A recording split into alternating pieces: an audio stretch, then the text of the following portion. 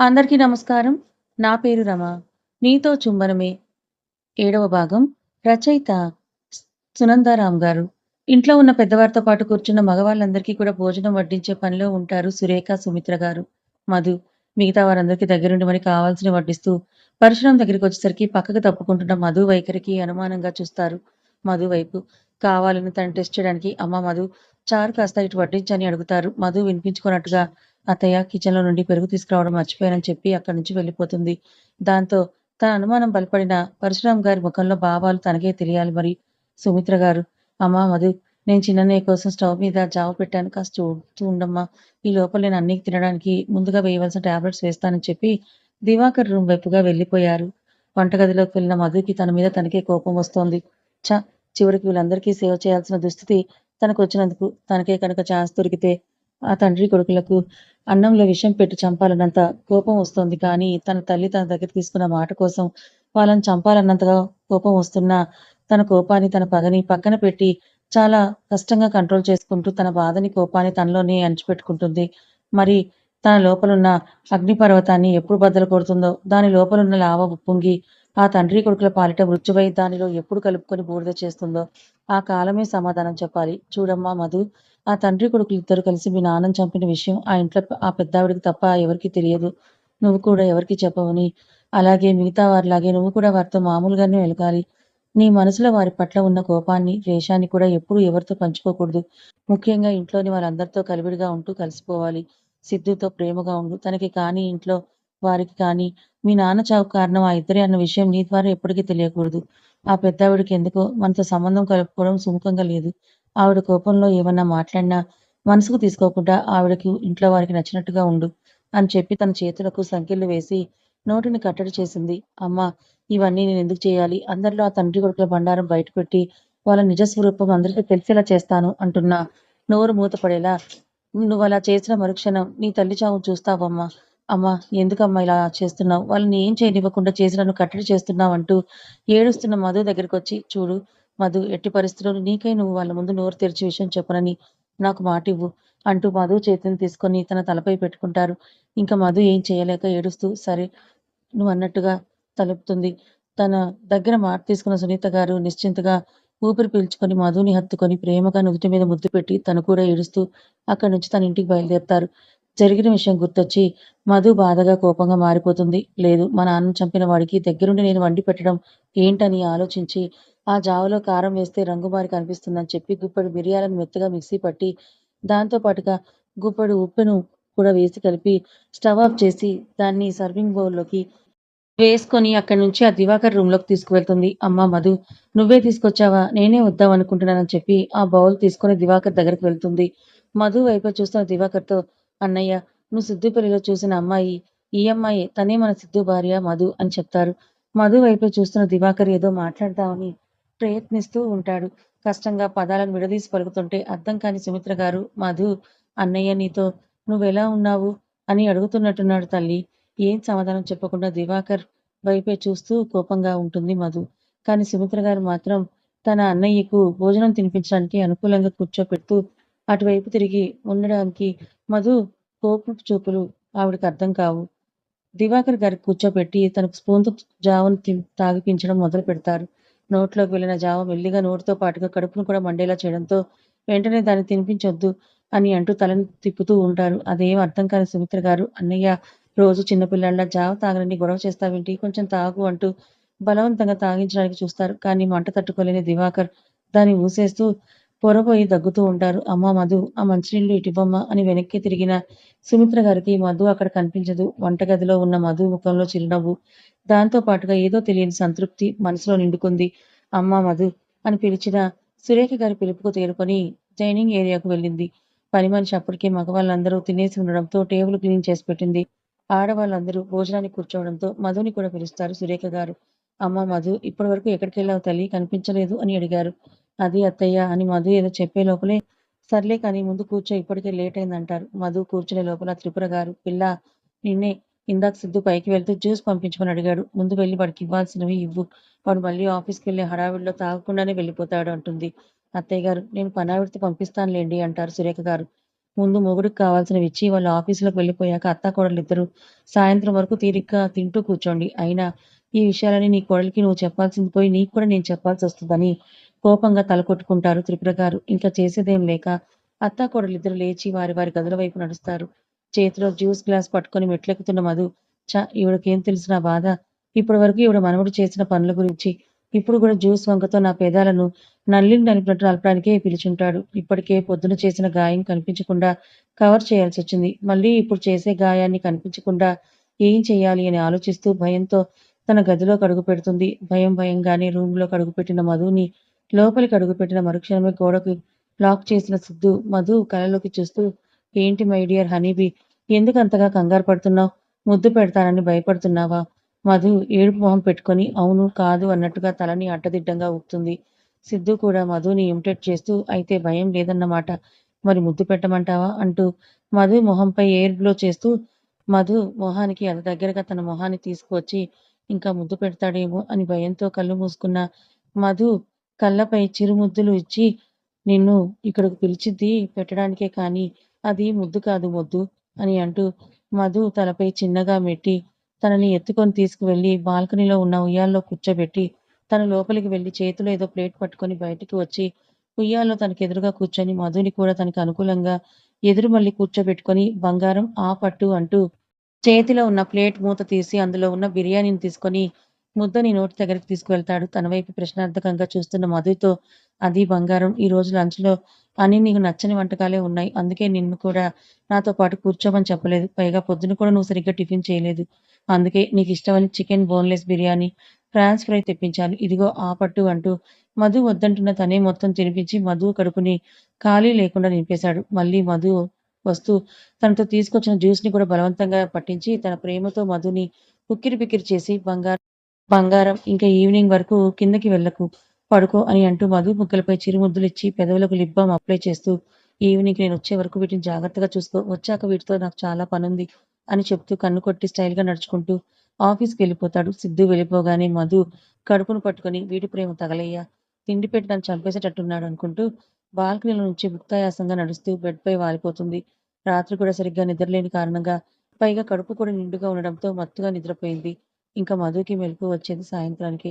మెల్లిగా కిందకు దిగిన మధు హాల్‌లో త్రిపుర గారు లేకపోయేసరికి ఊపిరి పీల్చుకొని కిచెన్‌లో ఉన్న తన అత్తయ్య సుమిత్ర గారి దగ్గరికి వెళ్తుంది. రామ్మా మధు కాఫీ పెట్టివ్వనా అని అడుగుతారు. అయ్యో అత్తయ్య నన్ను క్షమించండి. నేను మీకు చేసివ్వాల్సింది మీరు తిరిగి నన్నే అడుగుతున్నారు అంటూ బాధగా మొహాన్ని పెట్టుకుంటుంది. ఛా బంగారం ఎవరు చేస్తే ఏముందమ్మా! అలాంటి పట్టింపులేమీ వద్దు కానీ ఇదిగో ఈ కాఫీ తాగు. ఈ లోపల వేడివేడిగా పకోడీ చేసి పెడతాను అని అంటారు. అమ్మో! నాకేం వద్దత్తయ్య. మధ్యాహ్నం మీ అబ్బాయి పెట్టిందే ఇంకా అరగలేదని చెప్తుంది. తనేమందో అర్థమై ఇబ్బందిగా మొహం పెట్టి అది అత్తయ్య మధ్యాహ్నం అంటూ చెప్పబోతున్న మధు మాటల్ని మధ్యలోనే ఆపేసి సిద్ధూ నీకు బిర్యానీ పెట్టిన విషయమేగా? ఆ విషయం నాకు తెలుసు. నువ్వేమి ఇబ్బంది పడకు తల్లీ. ఆ ప్లేట్ మీ బెడ్‌రూమ్‌కి పంపించింది నేనే. నాకే బుద్ధి లేదు. నీకు నచ్చిన కూరలేవో తెలుసుకోకుండా ఎప్పటి మెనూ ప్రకారం అందరిని దృష్టిలో పెట్టుకొని చేశాను. నీకిష్టమైనవేంటో తెలుసుకోలేకపోయాను అంటూ బాధపడ్డారు. అయ్యో! అత్తయ్య మీరు నిన్నింకా ఇబ్బంది పెడుతున్నారు. మీరు నాకు వండి పెట్టడం ఏంటి? రేపటి నుంచి నేనే మీ అందరికీ నచ్చినవి వండి పెడతాను. మీరు, పిన్ని గారు ఇక నుంచి రెస్ట్ తీసుకోండి అంటుంది. సుమిత్ర గారు మధు దగ్గరికొచ్చి మీ అమ్మగారు నిన్నెంత పద్ధతిగా పెంచారో నీ మాటల్ని బట్టి అర్థమవుతోంది తల్లీ. ఈ రోజుల్లో అత్తగారికి, ఇంట్లో పెద్దవాళ్ళకు కనీస గౌరవ మర్యాదలు కూడా ఇవ్వకుండా ఎదురు మాట్లాడుతూ వాళ్ళ మాటల్ని పెడచెవిన పెడుతున్నారు ఇప్పటి జనరేషన్ పిల్లలు. కానీ నువ్వు మాత్రం వాళ్ళకి భిన్నంగా ఉన్నావు తల్లీ. మా అమ్మ నిన్ను అన్ని మాటలంటున్నా నువ్వు నోరు మెదపలేదు చూడు. అక్కడే నువ్వు పెద్దవాళ్ళకిచ్చే విలువేంటో అర్థమవుతుంది. నిన్ను చూసిన ప్రతిసారి అనిపిస్తుంది ప్రియాకి బదులుగా నువ్వెందుకు నా కడుపులో పుట్టలేదని. దాన్ని చిన్నప్పటి నుంచి ఇంట్లో వాళ్ళు, ముఖ్యంగా మా అమ్మ దాన్ని బాగా గారాబం చేసి ఏ పని చేయనివ్వకుండా పెంచింది. నేను దానికి చిన్నప్పటి నుంచి ఎన్ని మంచి మాటలు చెప్పినా వినిపించుకునేదే కాదు. ప్రతి దానికి ఎదురు తిరిగి సమాధానం చెప్పేది. ఎన్ని చెప్పినా వినేదే కాదు. చివరికి చెయ్యి చేసుకున్నా కూడా ఇంకా మొండిగా తయారయ్యేది. ఏదైనా కావాలనుకుంటే దాన్ని సాధించే వరకు వదిలిపెట్టేదే కాదు. అది దొరికే వరకు బంకుపట్టు పట్టుకొని కూర్చునేది. దాంతో నేనేం చేయలేకపోయేదాన్ని. అది తనకు తీసుకువచ్చి ఇచ్చిన తర్వాతే అన్నం తినేది. తనకి తన మీద ఉన్న ప్రేమ మిగతా వారి మీద ఉండేది కాదు. అది అచ్చు వాళ్ళ నాన్న పోలికే. బుద్ధులు కూడా తనవే వచ్చాయి. కానీ విజయ్ అలా కాదమ్మా. చాలా సున్నిత మనస్కుడు. ఎదుటివారికి చాలా విలువిస్తాడు. నీలాగే పెద్దవాళ్ళన్నా కూడా గౌరవం ఇస్తాడు. తను కావాలనుకున్న వస్తువుని ఎదుటివారి కోసం సునాయాసంగా ధారపోయగలడు. ఇప్పుడు ఇవన్నీ నీకెందుకు చెప్తున్నానని నువ్వనుకోవచ్చు, ఒక తల్లిగా నేను ఈ మాట చెప్పకూడదు గానీ చెప్పాల్సొస్తుంది తల్లీ. ప్రియతో కాస్త జాగ్రత్తగా ఉండమ్మా. సిద్ధుని ఎట్టి పరిస్థితుల్లోనూ నీ చెయ్యి దాటనివ్వకుండా చూసుకో తల్లీ.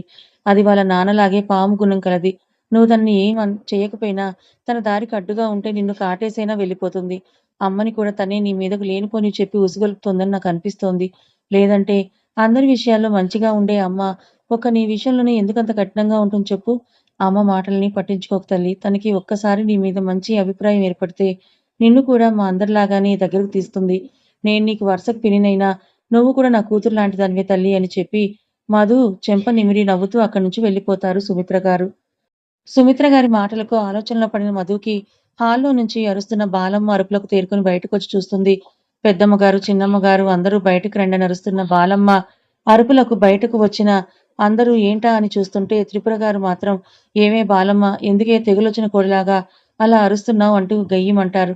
అయ్యో పెద్దమ్మగారు నన్ను తర్వాత అరుదురు గాని ముందు టీవీ వైపు చూడండి అని అంటూ న్యూస్ ఛానెల్‌లో కనిపిస్తున్న పరశురాం గారిని, మనోహర్ గారిని, సిద్ధుని చూడమని చెప్తుంది. అందరూ టీవీ వైపు చూడగా, అందులో ఉన్న యాంకర్ మైక్ పట్టుకొని సిద్ధు వైపే చూస్తూ కంగ్రాచ్యులేషన్స్ మిస్టర్ సిద్ధార్థ్ వర్మ గారు. ఈ ఇయర్ బిజినెస్‌లో టాప్ 1గా నిలిచి అతి చిన్న వయసులోనే బిజినెస్ రంగంలోకి దిగి మీకు పోటీగా నిలిచిన కంపెనీస్‌నన్నిటిని దాటుకుంటూ మీరు వ్యాపార రంగంలోకి అడుగుపెట్టిన సంవత్సరంలోనే టాప్ 1 పొజిషన్‌లోకి వచ్చారంటే అది మామూలు విషయం కాదు. మీరు బిజినెస్ రంగంలో దిగి ఈ పొజిషన్‌లోకి రావడానికి మీకు ఇన్‌స్పిరేషన్ ఎవరు అని అడుగుతుంది. సిద్ధు తన కళ్ళకి ఉన్న గాగుల్స్ తీసి నవ్వుతూ నేను ఈరోజు ఈ పొజిషన్‌లో ఉండటానికి ముఖ్య కారణం నాకు ఇన్‌స్పిరేషన్ మరెవరో కాదు మా తాతగారు పరశురాం గారు. ఆయనే నాకు బిజినెస్‌లో ఉన్న మెళకువలని నేర్పిస్తూ మనకు అపోనెంట్‌గా ఉన్న కంపెనీస్‌తో ఏ విధంగా పోటీని ఎదుర్కొని నిలబడి గెలవాలో నాకు నేర్పించారు. మా తాతగారికి బిజినెస్ చేయడంలో చాలా సంవత్సరాల అనుభవం ఉంది. ఆ విషయం మీకందరికీ తెలిసే ఉంటుంది. కానీ నేను ఈ బిజినెస్ రంగంలో అడుగుపెట్టడానికి కారణం మాత్రం మా తాతగారే. ఆయన చేస్తున్న మంచి పనులే. మా కంపెనీలో పనిచేస్తున్న ప్రతి ఒక్కరి కష్టం గురించి తెలుసుకొని వారికున్న సమస్యలను, ఆర్థిక ఇబ్బందులని పరిష్కరిస్తూ మనకు లాస్ వచ్చినా పర్వాలేదు కానీ మనల్ని నమ్ముకొని మన మీద ఆధారపడ్డవారు కష్టపడకూడదు అనేది మా తాతగారి ముఖ్య ఉద్దేశం. ఆయనలోని ఈ మంచితనం చూసే నేను బిజినెస్ వైపు మొగ్గు చూపాను అని అంటాడు. అవును సిద్ధార్థ్ గారు. మీ తాతగారి గురించి బయట చాలా మంచి పేరుంది. కానీ ఆయన మనవడిగా మీరు మాత్రం తక్కువ తిన్నానా అన్నట్టుగా మీ బిజినెస్‌లో వచ్చే ప్రాఫిట్‌లో 60% చాలా ట్రస్ట్‌లకు పంపిస్తున్నట్టుగా మాకు ఇన్ఫర్మేషన్ వచ్చింది. మిగిలిన 40%లో కూడా 20% యూజ్ చేస్తూ ఫ్రీ హాస్పిటల్స్ కట్టాలని అనుకుంటున్నారని విన్నాము. అది నిజమేనంటారా? సిద్ధు నవ్వుతూ నేను మీకు ముందే చెప్పాను కదా! నేను చేస్తున్న మంచి పనులన్నిటి వెనుక ముఖ్యోద్దేశం మాత్రం పూర్ పీపుల్‌కి సహాయం చేయడమే. అందులో భాగంగానే ఈ హాస్పిటల్స్ కట్టడం. ఎంతోమంది ప్రజలు అనారోగ్యం పాలై గవర్నమెంట్ హాస్పిటల్‌లో సరైన ట్రీట్‌మెంట్ అందక కార్పొరేట్ హాస్పిటల్‌లో వైద్యం చేయించుకోవడానికి తగిన డబ్బులు లేక ప్రాణాలను కోల్పోయిన వాళ్ళెందరో. ఆ ఆలోచనల నుంచి పుట్టిందే ఈ ఫ్రీ హాస్పిటల్స్ యొక్క ముఖ్య ఉద్దేశ్యం అని చెప్తూ స్టేజ్ పైనే ఉన్న తన తాతగారి కాళ్ళకి దండం పెట్టి హగ్ చేసుకుంటారు. పరశురాం గారు ముందుకు వచ్చి వ్యాపారంలో ఉండే టెక్నిక్స్‌ని మాత్రమే నేను నా మనవడికి చెప్పాను. కానీ మా అప్పటి తరానికి, ఇప్పటి తరానికి బిజినెస్‌లో చాలా మార్పులు చోటు చేసుకున్నాయి. నా మనవడు బిజినెస్ రంగంలోకి దిగిన సంవత్సరంలోనే మా కంపెనీని నంబర్ 1 పొజిషన్‌లో నిలబెట్టాడు. అదంతా వాడి టాలెంట్ వల్ల మాత్రమే సాధ్యమైంది. కానీ నేను చెప్పిన టెక్నిక్స్ వల్ల కాదు అని నవ్వుతూ, నా మనవడు ఇలా చెప్పడం వెనుక ఉన్న ముఖ్య ఉద్దేశ్యం మాత్రం నా మీద ఉన్న అమితమైన ప్రేమ, గౌరవం వల్ల మాత్రమే అని చెప్తారు. సిద్ధుకి అవార్డ్ బహుకరణ జరిగిన తర్వాత అందరూ సంతోషంగా స్టేజ్ పై నుంచి కిందకి దిగిపోతారు. ఇదంతా వింటున్న ఇంట్లో వాళ్ళంత సంతోషం అంతా ఇంతా కాదు. కానీ మధు పరిస్థితి మాత్రం వాళ్ళకు భిన్నంగా ఉంది. సిద్ధుకి వాళ్ళ తాతగారి మీద ఉన్న ప్రేమను చూస్తుంటే మధుకి మింగుడు పడటం లేదు. అదంతా తను చూడలేకపోతోంది. సిద్ధు కూడా వాళ్ళ తాత లాంటి వాడేనా అన్న అనుమానం కలుగుతోంది తనకిప్పుడు. అమ్మా మధు, ఈ సంతోష సమయంలో సిద్ధుకి ఏదైనా స్వీట్ చేసి పెడదాం రా అని పిలుస్తున్న తన అత్తగారి మాటలు పూర్తవక మునిపే అత్తయ్య నాకు చాలా తలనొప్పిగా ఉంది. నేను వెళ్తానని చెప్పి అక్కడ నిమిషం కూడా ఉండలేక టీవీలో కనిపిస్తున్న సిద్ధుని, వాళ్ళ తాతని ఇద్దరూ కలిసి నవ్వుకుంటూ మాట్లాడుకోవడం తను చూడలేక తన రూమ్‌లోకి పరుగెత్తి వెళ్ళిపోతుంది. అది చూసిన త్రిపుర గారు, చూసావా నీ కోడల్ని మొగుడికి అవార్డొచ్చి ఇంట్లో అందరూ సంతోషంగా ఉండి ఏదైనా స్వీట్ చేద్దాం రమ్మని పిలిస్తే నీ మాటల్ని లెక్క చేయకుండా ఎలా వెళ్ళిపోతుందో నీ కోడలు. అందుకే ఎక్కడ ఉంచాల్సిన వాళ్ళని అక్కడ ఉంచమని చెప్పేది. ఇప్పుడు చూడు చివరికి ఇప్పుడే నీ కోడలు నిన్ను నీ మాటల్ని లెక్క చేయకుండా వెళ్ళిపోయింది. నువ్వు చూడబోతే ఆ పిల్లని నెత్తికెక్కించుకుంటున్నావు. ఇక నుంచైనా జాగ్రత్తగా పడి దాన్ని నీ చెప్పు చేతుల్లోకి పెట్టుకో అని చెప్పి వెళ్ళిపోతుంది త్రిపు బామ్మ మూతి తిప్పుకుంటూ. వెళ్తున్న మధు వైపే చూస్తున్న సురేఖ గారు తన అత్తగారి మాటల్ని చెవికెక్కించుకోరు. ఇప్పటి వరకు బాగానే ఉంది కదా! సడెన్‌గా ఏమైంది మధుకి అలా డల్‌గా వెళ్ళిపోయిందని ఆలోచిస్తూ కిచెన్‌లోకి వెళ్లి తన కొడుక్కి నచ్చిన స్వీట్ చేసే పనిలో పడి మధు గురించి ఆలోచించడం మానేస్తారు. రూమ్‌లోకి వెళ్ళిన మధు ఏడుస్తూ ఇప్పుడు నేనేం చేయాలి? సిద్ధు కూడా తన తాత లాంటి వాడేనా? తను కూడా మనుషుల్ని చంపుతూ పైకి మంచిగా నటిస్తూ ఉన్న మేకవన్నీ పులిలాంటి వాడా? అని ఆలోచిస్తూ కాదు సిద్ధు అలాంటి వాడు కాదు. తన తాతకి చాలా తేడా ఉంది. నీ ఆలోచనలు తప్పు అని చెప్తున్న మనసు మాటలు ఒకవైపు, అది కూడా అయ్యుండొచ్చు కదా! అని మెదడు చెప్తున్న మాటలు ఒకవైపు కలిసి తనని ఉక్కిరిబిక్కిరి చేస్తున్నాయి. దాంతో ఈసారి నిజంగానే తలనొప్పి తెచ్చుకుంటుంది. అలాగే ఏడుస్తూ ఎటూ తేల్చుకోలేని ఆలోచనల నడుమ కూర్చున్న మధుకి సమయం ఎంత గడుస్తుందో అర్థం కాదు. కిందకి వెళ్ళాలని కూడా లేకపోవడంతో అలాగే కూర్చున్న తనకి కింద నుంచి అందరూ అరుస్తున్న అరుపులకి, గోలలకి సిద్ధు వాళ్ళ ఇంటికి వచ్చారని అర్థమవుతుంది. ఇంతలో మెట్లెక్కుతూ తమ గది వైపుగా ఎవరో వస్తున్నట్లుగా అడుగుల చప్పుడు వినిపిస్తుంది. తనకి తెలుసుగా ఆ అడుగులు సిద్ధువే అని. అందుకే డోర్ తీసిన చప్పుడు వినిపించగానే కళ్ళని మూసుకుంది నిద్రపోతున్నట్టుగా నటిస్తూ. సిద్ధు పడుకొని ఉన్న మధు వైపే చూస్తూ తన నుదుటిపై చెయ్యి వేసి చూస్తాడు. ఫీవర్ ఏమైనా ఉందేమోనని అనుకుంటూ. కానీ తన చేతికి చల్లగా తగిలిన ఆమె స్పర్శతో ఊపిరి పీల్చుకొని, బంగారం ఏమైంది? ఈ వేళప్పుడు పడుకునే అలవాటు కూడా లేదే నీకు? అని అడిగాడు. కానీ నిద్ర నటిస్తున్న మధు సిద్ధుకి ఏం సమాధానం చెప్పకుండా అలాగే పడుకొని ఉంది.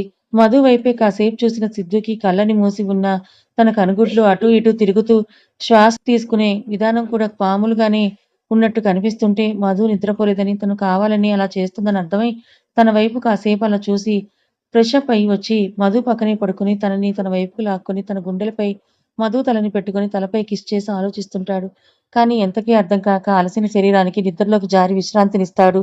కాసేపటికి సిద్ధు నిద్రపోయాడని అర్థమై కళ్ళు తెరిచి అతని వైపు కాసేపు చూసి అతనికి దూరం జరగాలని చూసింది. కానీ నిద్రలో కూడా తనని జాగ్రత్తగా పొదవ పట్టుకుని ఉన్న సిద్ధు వైపు చూస్తూ తను ఆలోచిస్తున్నది కరెక్ట్ కాదేమో అనిపించింది మధుకి. ఎందుకో సిద్ధు తన తాతలాంటి వాడు కాదు అని మనసు పదే పదే చెప్తుంది. తన మెదడు ఆలోచిస్తున్న తీరుకి, మనసు చెప్తున్న సమాధానానికి ఎక్కడా పొంతన కుదరక మిన్నకుండిపోయింది. నిద్రలో ఉన్న సిద్ధుని చూస్తూ అలా ఎంతసేపు గడిపిందో తెలియదు. నిద్రలో ఎంతో అమాయకంగా కనిపిస్తున్న సిద్ధుని చూస్తుంటే చిన్న పిల్లాడిలా అనిపించాడు మరి. మనసు కాస్త తేలిక పడినట్టు అనిపించింది. మెల్లిగా నిద్రపోయింది. ఉదయం మెలకువ వచ్చి కళ్ళు తెరిచి చూసిన మధుకి తననే చూస్తున్న సిద్ధు కనిపించాడు. Good morning my dear honeybee అంటూ తన తలని మధు తలకు చిన్నగా ఢీకొట్టి నవ్వాడు. మధు ఏమీ సమాధానం చెప్పకుండా లేచి వెళ్ళబోయింది. తనని వెళ్ళనివ్వకుండా తన చెయ్యి పట్టుకొని ఆపాడు. నేను వెళ్ళాలి అని చెప్పింది. తనని అలాగే తన ఒళ్ళోకి లాక్కొని కూర్చోబెట్టుకొని ముఖం మీద పడుతున్న ముంగురులను వెనక్కి తోస్తూ ఏమైంది బంగారం అలా ఉన్నావని అడిగాడు. ఎలా ఉన్నాను? అని తడబడుతూ అడిగింది. ఎప్పుడూ ఉన్నట్టుగా మాత్రం లేవు. దేనికో నా మీద కోపం వచ్చినట్లుంది నీకు. అందుకే రాత్రి నా మీద కోపంతో నేనొచ్చేసరికి నిద్రను నటించావు. అవునా? అలాంటిదేం లేదు.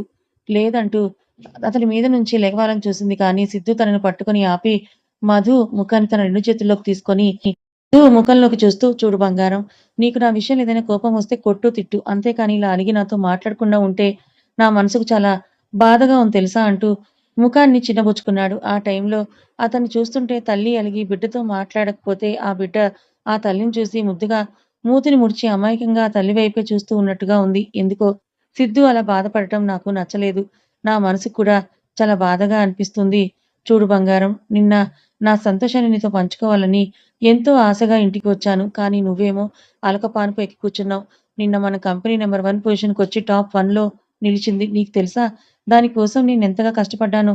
ఆ హ్యాపీనెస్‌ని నీతో షేర్ చేసుకోవాలని బయట ఉన్న మీటింగ్స్‌ని కూడా క్యాన్సిల్ చేసుకొని నీ కోసం వచ్చాను అంటూ మధు వైపు చూశాడు. మధుకి ఇంకా సిద్ధుని బాధ పెట్టడం ఇష్టం లేక నవ్వుని మొహంపై పులుపుకొని అలాంటిదేమీ లేదు సిద్ధు గారు కంగ్రాచ్యులేషన్స్ అని అంటూ నవ్వింది. హమ్మయ్య! ఇప్పుడు నాకు ప్రపంచాన్ని గెలిచినంత సంతోషంగా ఉందన్నాడు నవ్వుతున్న మధు వైపే తను కూడా నవ్వుతూ చూస్తూ. మరి బంగారం భర్తకి భార్య కంగ్రాచ్యులేషన్స్ చెప్పే విధానం ఇది కాదనుకుంటా కదా! అని అంటూ మధు చెవి దగ్గరకొచ్చి హస్కీగా అన్నాడు. మధు సిగ్గుపడుతూ నేను వెళ్ళాలి అంటూ సిద్ధు మీద నుంచి లేవబోయింది. అబ్బే! సిద్ధు వెళ్ళనిస్తాడా? మరి మన మధు చేతిని పట్టుకొని తన మీదకు లాక్కొని తన పెదవుల్ని అందుకున్నాడు. కలహం తర్వాత కలిగే విరహం చాలా మధురంగా ఉంటుంది అన్నట్లుగా మధు కూడా సిద్ధుకి అడ్డు చెప్పలేదు.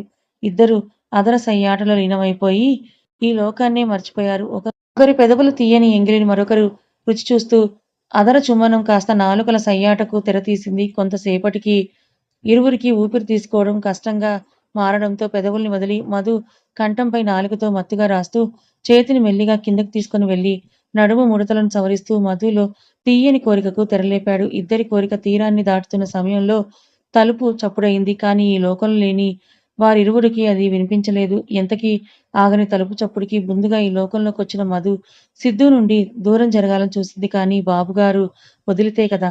కథ ఇంకా ఉంది. మరి వీళ్ళిద్దరూ ఒక్కటవ్వాలనుకున్న టైంకి మధ్యలో వచ్చి డిస్టర్బ్ చేస్తుంది ఎవరు?